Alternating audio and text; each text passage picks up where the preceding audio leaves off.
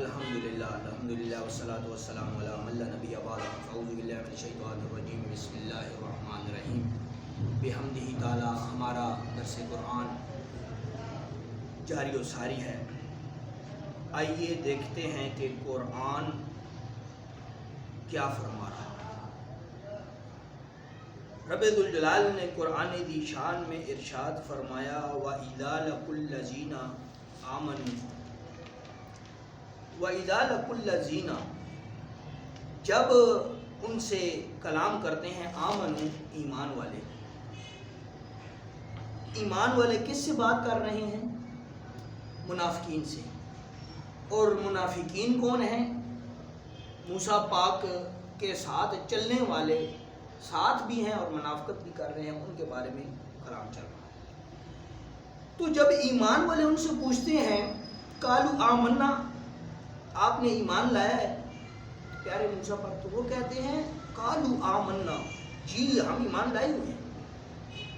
اب دیکھیں یہ قرآن کی شان ہے اور یہ اللہ کا فضل ہوتا ہے کہ قرآن کے لفظ لفظ کو سمجھنے کے لیے ایک استاد کی ضرورت ہوتی ہے۔ اب اگر بغیر استاد کے کوئی اس کو پڑھے گا تو اس کا ترجمہ کیا ہے؟ وَإِذَا لَقُوا الَّذِينَ، اور جب کلام کرتے ہیں وہ لوگ آمنو ایمان والے، قالوا آمنا کہتے ہیں ہم نے ایمان لایا۔ اب ترجمے سے کوئی بھی نہیں سمجھ سکتا کہ کون کس کو کیا کہہ رہا ہے۔ قالوا کا مصداق کون ہے، آمنا کا مصداق کون ہے، یہ سمجھنے کے لیے استاد ہوتا ہے۔ جو خود ترجمہ پڑھتے ہیں تو وہ پھر سوچتے رہیں ساری زندگی کہ یہاں قالو سے مراد کون قالو کس نے کہا، کیا کہا، کچھ بھی سمجھ نہیں آئے گا، سب کا سب اس کو سمجھ نہیں آئے گا۔ آمنا ایمان لائے، کون ایمان لائے، کس پر ایمان لائے، یہ سمجھنے کے لیے استاد ہوتا ہے۔ آگے چلتے ہیں۔ وَإِذَا خَلَا، جب وہ تنہائی میں، خلا کہتے ہیں تنہائی کو، جس طرح ہم کہتے ہیں کہ آسمان کے بعد ایک ایسا علاقہ شروع ہو جاتا ہے جس کو کیا کہتے ہیں؟ خلا۔ خلا عربی زبان میں تنہائی کو کہتے ہیں، آج یہ بھی پتہ چلا۔ وَإِذَا خَلَا بَعْضُهُمْ إِلَى بَعْضٍ، جب وہ خلوت میں بعض لوگ إِلَى بعض کے ساتھ ملتے ہیں۔ اب یہاں بعض سے مراد کون ہے، إِلَى بعض سے کیا مراد ہے، اس کو سمجھنے کے لیے بھی ایک استاد کامل کی ضرورت ہے۔ بعضهم إِلَى بعض سے مراد وہ منافقین ہیں جو ایک دوسرے کو جانتے ہیں کہ ہم دونوں مل کر منافق ہیں۔ تو وہ جب تنہائی میں جب پیارے موسیٰ کے سامنے ہوتے ہیں یا ان کے وفادار ساتھیوں کے سامنے ہوتے ہیں، پھر جب ان سے پوچھا جاتا ہے کہ آپ ایمان لائے ہیں تو وہ کہتے ہیں قالوا آمنا، ہم نے ایمان لایا۔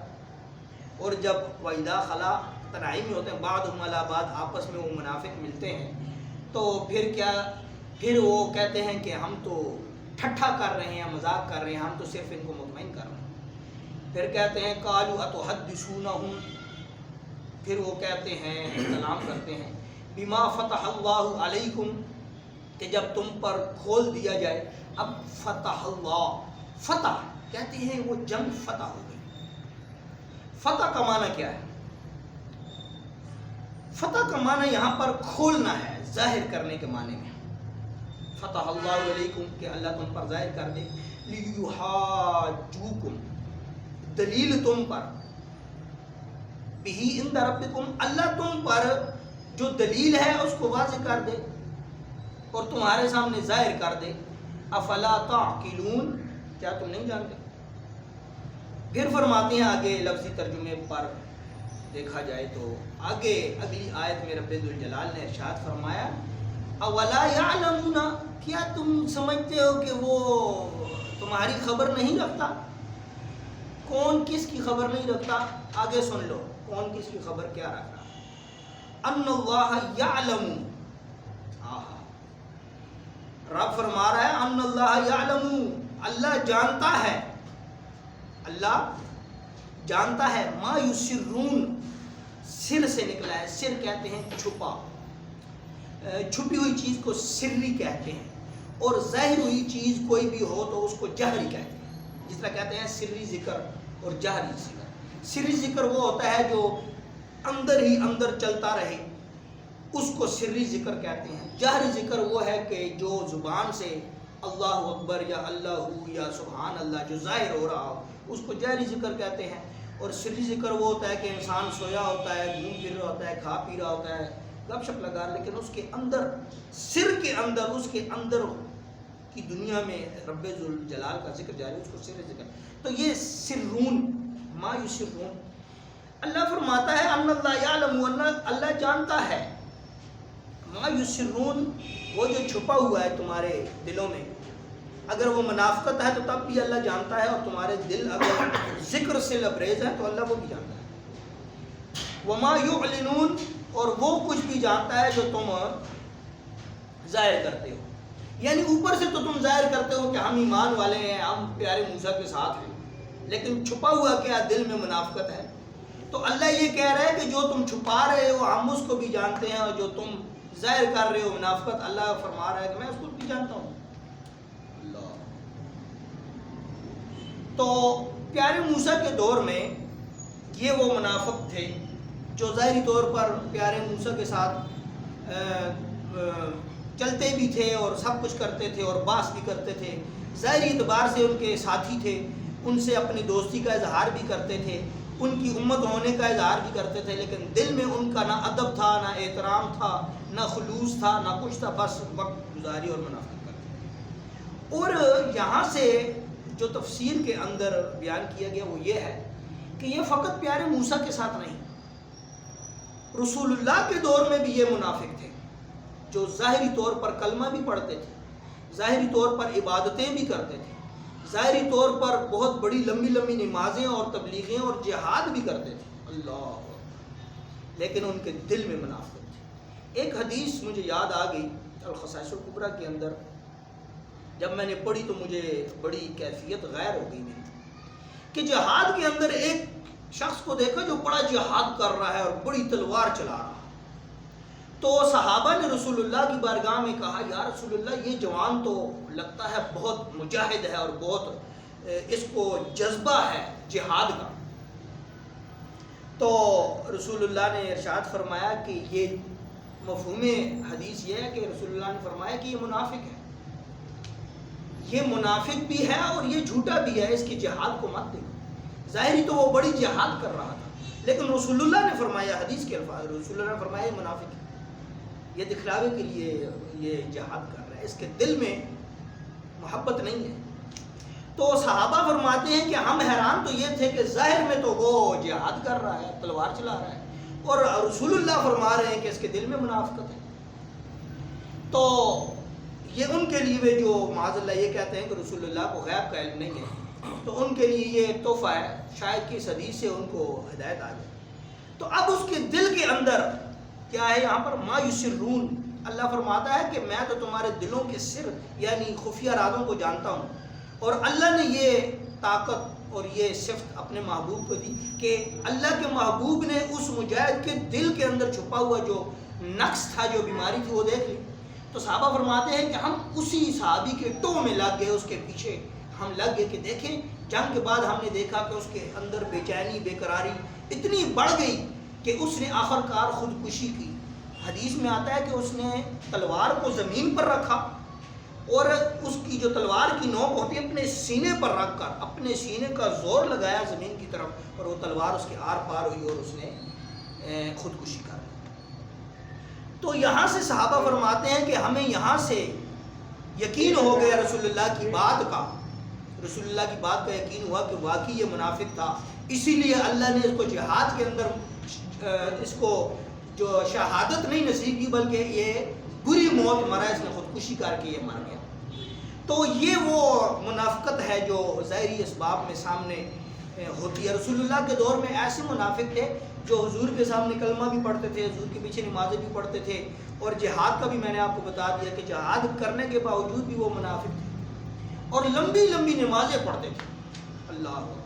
اور ان منافقوں کی نشانی بخاری کے اندر موجود ہے، آپ ذرا غور و فکر کر لیجیے کہ ان کی نشانیاں یہ ہے کہ ان کی گردنیں موٹی ہوتی ہیں اور منافقین یہ پانچے ان کے اوپر تک چڑھے ہوتے ہیں اور وہ بڑا اللہ کا ذکر کرتے ہیں، لیکن ان کے سامنے اگر رسول اللہ کا نام یا رسول اللہ لیا جائے تو ان کے چہروں پر معاذ اللہ استغفر اللہ ایسی بے چینی اور بے قراری اور ایسی نفرت ظاہر ہوتی ہے جو دیکھنے کے قابل ہوتی ہے۔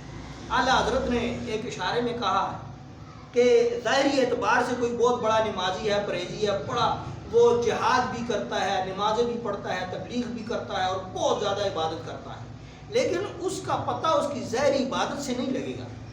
اس کے سامنے رسول اللہ کا نام لے لیا جائے، ظاہر ہو جائے گا کہ اس کے دل میں کتنی محبت، یا اس کے سامنے مولا علی کا نام لے لیا جائے، یہ بھی منافق اور مومن کی علامت، یہ رسول اللہ نے خود ارشاد کیا کہ منافق مولا علی کے نام سے نفرت کرتا ہے اور مومن مولا علی کے نام سے محبت کرتا ہے۔ تو اب جو کوئی شخص پنجتن پاک کی نفرت کا اظہار کرے، سمجھ جاؤ کہ پکا منافق ہے، کیونکہ پنجتن پاک میں مولا علی سر فہرست ہے۔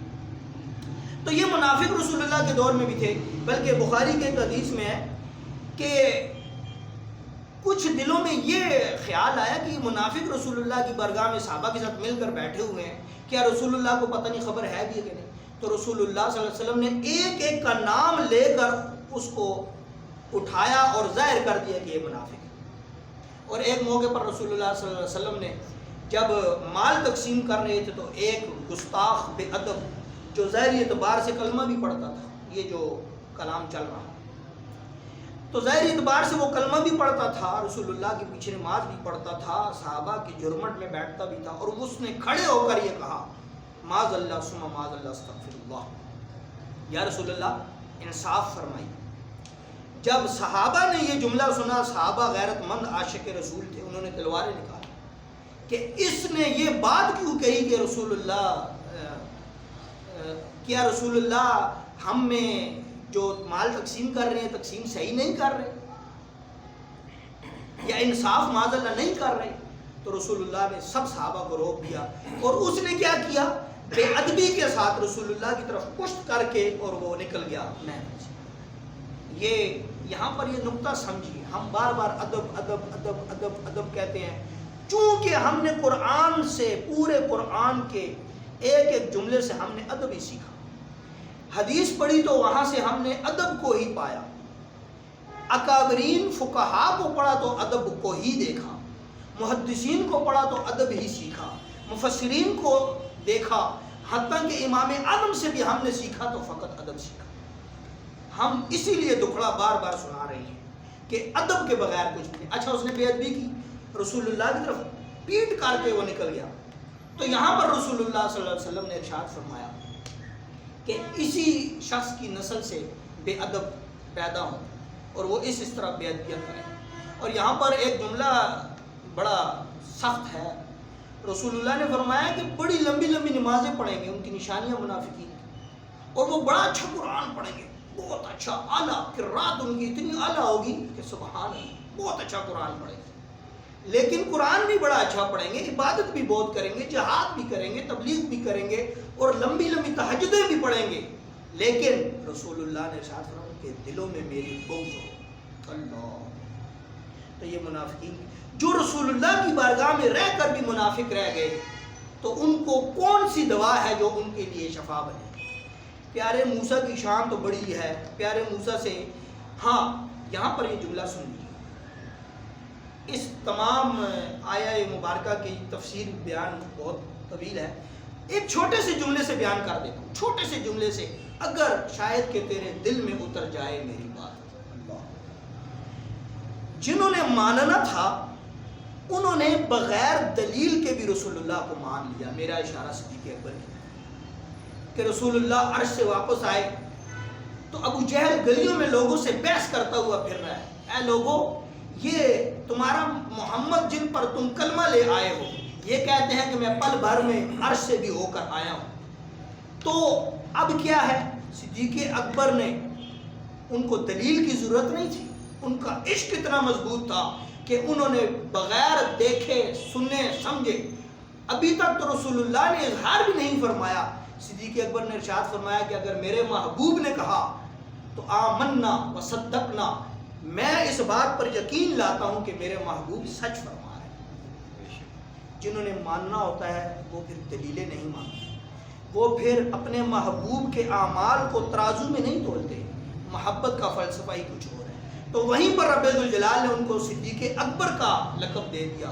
رب ذوالجلال نے قرآن کے اندر ان کو تمام متقیوں کا امام کہہ دیا، اور جو جنہوں نے نہیں ماننا تھا، ابو جہل جیسے، وہ رسول اللہ کے معجزے بھی دیکھ رہے ہیں اپنی آنکھوں سے کہ چاند بھی 2 ٹکڑے ہو رہا، اور رسول اللہ کے ہاتھ مبارک سے چشمے پھوٹ رہے ہیں، اور کون سی انہوں نے معجزے رسول اللہ کے نہیں دیکھے، لیکن جن کے دل میں ادب نہیں تھا وہ ساری زندگی ساتھ رہ کر ابو جہل رہے، اور جن کے دل میں ادب تھا وہ صدیق اکبر بن گئے۔ یہی چیز انبیاء کے ہاں بھی دیکھ لیں، اب صوفیاء کے ہاں بھی دیکھ لیں۔ صوفیاء کے ہاں یہ کیا سلسلہ رہا؟ اب کل ہی میں نے بیان کیا کہ جن کے دل میں ادب تھا وہ خواجہ ابو الحسن خرقانی بن گئے۔ اب شخص تو آگے ایک ہی کھڑا ہے جس کا نام شیخ بایزید ہے۔ اب دیکھنے والے نظریے تبدیل ہو گئے۔ ایک نے محبت کی نگاہ سے دیکھا، پھر انہوں نے یہ نہیں دیکھا کہ ہم کوئی کرامت دیکھیں گے تو اس کو مرشد مانیں گے یا استاد مانیں گے۔ محبت کا غلبہ اتنا تھا، ادب کا غلبہ اتنا تھا کہ ایک شخص تنے تنہا کھڑا ہو کر یہ کہہ رہا ہے کہ لوگوں قسم ہے رب ذوالجلال کی، میری آنکھوں سے دیکھ کر دیکھو، کل کائنات میں بایزید جیسا انسان اللہ نے پیدا ہی نہیں۔ اور دوسری ہی طرف وہ لوگ بھی ہیں جو بستام کے رہنے والے ہیں، بایزید کے روزانہ تعلق رکھنے والے ہیں، ان کے ساتھ ملنے والے ہیں، لیکن دل میں ادب نہیں۔ تو انہوں نے کیا کہا کہ بستام کا سب سے برا ترین شخص بایزید بستامی، اور پھر شیخ بایزید بستامی نے جو فرمایا، بایزید مسکرا کر فرمانے لگے اگر بستام کا سب سے برا شخص بایزید ہے تو سن لو لوگوں، کل کائنات میں پھر سب سے افضل شہر ہی بستام ہے۔ یہاں کے برے لوگ بایزید جیسے ہیں تو وہاں کے اعلیٰ پھر کیسے ہیں؟ تو کہنے کا مقصد ہے ادب۔ اب یہاں پر ایک اور بات بھی بتاتا چلوں کہ اب دوسری طرف دیکھیں، استاد کا درجہ آتا ہے شیخ کے بعد، تو وہ بھی میں نے بیان کر دیا کہ نظام الدین اولیاء کہ جب بے ادبی کی نگاہ سے آپ نے اپنے استاد کو دیکھا، چاہے کہ وہ آگے بابا فرید گنج شکر بیٹھے ہوئے ہیں، لیکن جب بے ادبی کی نگاہ سے دیکھا تو ایک بڈھا بیکار بابا نظر آیا کہ جس کو عبارت پڑھنی بھی نہیں آتی اور جس کی نظر اتنی کمزور ہے کہ اس کو الفاظ پڑھنے نہیں ہو رہے۔ جب بے ادبی کی نگاہ سے دیکھا تو بڈھا بیکار ایک بندہ نظر آیا، لیکن جب سب کچھ چلا گیا، سب کچھ ویران ہو گیا، جب سمجھ آ گئی کہ واقعی جب محبت کی نگاہ سے دیکھا تو نور کا ایک خزانہ نظر آیا، اور جب انہوں نے نور عطا کیا تو پھر نظام الدین فقط نظام الدین نہیں بلکہ نظام الدین اولیاء بنا دیا۔ اب یہ میرا ایک درد مندانہ، چونکہ میرا زیادہ تر توجہ ان لوگوں کے لیے جو مدارس کی دنیا سے تعلق رکھتے ہیں، جنہوں نے آگے جا کر ممبر رسول پر بیٹھنا ہے، مسلح رسول پر کھڑے ہونا ہے، میرا دکھڑا ان کے لیے۔ میں طلباء کے لیے ایک یہ درد مندانہ جو میری مدنی التجا ہے سن لیجیے۔ جب طلباء مدارس میں جاتے ہیں، کسی استاد سے پڑھتے ہیں، چونکہ ہم خود اس دور سے گزر چکے ہیں، تو طالب علم یہ کہتا ہے کہ بس ہم جائیں، آگے ہمارا استاد جو ہو وہ خواجہ خضر علیہ السلام، اس کے پاس 3 شربت اس نے گھول کے رکھے ہو، پہلے دن ہم جائیں تو وہ ہمیں شربت پلائے تو معرفت ہی معرفت ہمارے دل میں اتر جائے، ہم ایک ہی گھونٹ اس شربت سے پئیں تو ہم امام جعفر الصادق بن جائیں، ہم شیخ شبلی بن جائیں، اور معرفت کے اس مقام پر پہنچ جائیں، ہم وقت کے بایزید بن جائیں۔ دوسرے دن جائیں، استاد محترم نے شربت گھولا ہو ہمیں پلائیں تو ہم ایک ہی گھونٹ پئیں تو ہم وقت کے محدث بن جائیں، محقق بن جائیں، فقہا میں سے گردانے جائیں، بس وہ شربت ایک گھونٹ پئیں تو ہم امام اعظم بن جائیں، ہم علامہ تفتزانی بن جائیں، ہم امام طحاوی بن جائیں، تو ملا جیون بن جائیں۔ تو اس طرح تو نہیں ہوتا۔ پھر ان کا ذہن یہ ہوتا ہے کہ تیسرے دن ہم جائیں تو استاد محترم ایسا شربت گھول کے ہمیں پلا دیں کہ یہ سب قرآن کا ایک ایک لفظ ہمیں ترجمہ بھی آ جائے، تفسیر بھی آ جائے، تمام مضامین بھی سمجھ میں آ جائیں، شان نزول سارے ہمیں زبانی یاد ہو جائیں، حدیث بخاری ہمیں حفظ ہو جائے اور ان کی جتنی شروحات ہیں ہمیں حفظ ہو جائیں، شاگرد یہ چاہتا ہے۔ جب اس کی یہ تمنا پوری نہیں ہوتی تو پھر وہاں پر ان کو وسوسہ آتا ہے، پھر وہ کیا کہتے ہیں کہ ہمارا استاد ناقص ہے، ہمارا استاد ناقص۔ ایک طالب علم گھومتا آیا ہمارے مدرسے میں آپ کو ذاتی بات سنوں، تو مجھے کہنے لگا کہ میں نے سنا ہے کہ آپ کے استاد محترم بہت اعلیٰ استاد ہے، میں پڑھنے ہیں۔ میں نے کہا آپ پہلے کہیں پڑھ چکے ہیں؟ تو بہت سارے استاد تبدیل کر چکے۔ سوال میں نے کیا کس کی وجہ کیا ہے؟ کہتا کہ میں مطمئن نہیں ہوتا، استاد ٹھیک نہیں ملے۔ میں سمجھ گیا، میں نے کہا پھر آپ کو ہمارے استاد بھی ٹھیک نظر نہیں آئے گے، استادوں میں غلطی نہیں، تمہارے ادب میں غلطی ہے۔ تو وہی بات ہوئی کہ وہ داخل تو ہو گیا لیکن وہ ہمارے مدرسے میں بھی نہیں پڑھ سکا، وہاں سے چلا۔ تو کہنے کا مقصد یہ ہے کہ ادب ہوگا تو سب کچھ ہوگا، ادب نہیں ہوگا تو کچھ بھی نہیں ہوگا۔ ایک جملہ یہاں پر بیان کر دوں آخری۔ امام اعظم، سبحان اللہ، امام اعظم ہو کر آپ کے ادب کا مقام دیکھیے۔ آپ اپنے شاگردوں کو پڑھا رہے ہیں، اب شاگرد بھی کوئی عام شاگرد آگے نہیں بیٹھے ہوئے، امام ابو یوسف جیسے شاگرد آگے بیٹھے ہیں اور آپ پڑھا رہے ہیں، ان کو حدیث و فقہ پڑھا رہے ہیں، لیکن سامنے ایک میدان میں بچے کھیل رہے ہیں۔ تو ایک بچہ جب سامنے آتا ہے تو آپ کھڑے ہو جاتے ہیں، پھر وہ بچہ چلا جاتا ہے، آپ پھر بیٹھتے ہیں، پھر پڑھانا شروع کرتے ہیں، پھر وہ بچہ سامنے آتا ہے کھیلتے ہیں، آپ پھر کھڑے ہوتے ہیں۔ اب 5-7 دفعہ جب چونکہ آپ کی عمر بھی بڑی تھی، آپ بیمار بھی تھے، بار بار کھڑے ہونے بیٹھنے میں آپ کو تکلیف کا سامنا ہوتا ہے، تو آخر آگے شاگرد بھی شیخ امام ابو یوسف جیسے بیٹھے تو انہوں نے سوال کیا، استاد محترم اس کی وجہ کیا ہے؟ آپ بار بار کھڑے ہوتے ہیں تکلیف میں پھر بیٹھتے ہیں، اس کی وجہ کیا ہے؟ تو امام اعظم کا اب ادب دیکھیے، اللہ اکبر، اسی لیے ہم دکھلار ہوتے ہیں، ہم نے صرف اور صرف ادب سیکھا۔ امام اعظم فرماتے ہیں کہ جو بچے کھیل رہے ہیں ان میں سے ایک بچہ وہ ہے جو میرے استاد جی کا پوتا ہے، میرے استادوں کے بیٹے کا بیٹا ہے، پوتا ہے۔ تو جب وہ میرے سامنے آتا ہے، کھیلتے کھیلتے سامنے آ جاتا ہے، تو میں اس کے ادب میں کھڑا ہو جاتا ہوں۔ جب وہ چلا جاتا ہے میں پھر بیٹھتا ہوں۔ جب وہ پھر سامنے آتا ہے، اس پوتے کے چہرے میں مجھے اس دادے کا نور نظر آتا ہے کہ جس دادے کے نور کے ادب کی وجہ سے میں کھڑا ہوتا ہوں۔ ذاتی اعتبار میں نے ایک بہت بڑے قاری صاحب تھے، ان کو ایک چھوٹے سے بچے کے سامنے ہاتھ باندھے اور ادب سے جھکے ہوئے دیکھا تو بڑا تجسس ہوا کہ یہ کیا وجہ ہے۔ جب بعد میں نے تنہائی میں ان سے پوچھا کہ یہ ایک چھوٹے سا بچہ تھا، آپ اتنے جھک کیوں گئے ان کے احترام میں؟ تو فرمانے لگے یہ میرے استاد محترم کا پوتا ہے اور ان کے چہرے میں مجھے اپنے استاد محترم نظر آتے ہیں۔ اللہ، تو یہ ادب ہے جو ہم نے امام اعظم سے بھی سیکھا، ہم نے صدیق اکبر سے سیکھا، ہم نے شیخ بایزید بستامی سے سیکھا۔ ہم کھلے الفاظ میں یہ بات کہتے ہیں کہ اے نوجوانوں، جنہوں نے قرآن سیکھنا ہے، قرآن کی محبت، جو قرآن کا ما حقہ پڑھنا چاہتے ہیں، حدیث کا ما حقہ پڑھنا چاہتے ہیں، ہمارا یہ دکڑا سن لیں، ساری زندگی آپ ہمیں دعائیں دیں۔ یہ رٹے لگانے سے قرآن نہیں آتا، رٹے لگانے سے حدیث نہیں آتی، بہت مضبوط حافظہ ہونے سے قرآن و حدیث نہیں آتا، فقہ نہیں آتی۔ یہ سب کچھ حاصل ہوتا ہے تو فقط ادب سے حاصل ہوتا ہے۔ اسی لیے ہم ہر روز ادب کے حوالہ سے ایک نہ ایک حقائق ضرور سناتے ہیں کہ یہ سارا قرآن بھی ہم بیان کر دیں لیکن دل میں ادب نہیں ہوگا تو کچھ بھی حاصل نہیں ہوگا۔ دعا ہے رب ذوالجلال عمل خالص کی توفیق عطا فرمائے۔ وما توفیقی